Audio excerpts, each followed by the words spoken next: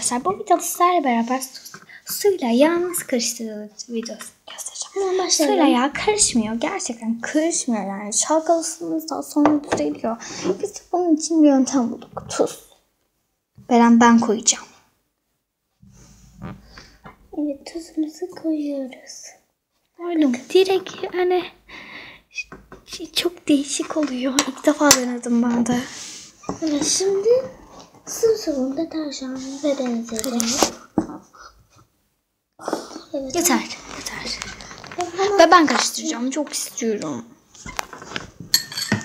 Ve kardeşim deniyordu bugün de ben. Ve karıştırıyoruz. Sonra su üstü çıkıyor, yavaş iniyor. Evet, bugünkü videomuz bu kadardı. Görüşmek dileğiyle. Hoşça kalın. Bu üstündeki yağ değil, bunun kabarcıkları. Evet, videoyu durduruyoruz. Ve bay bay.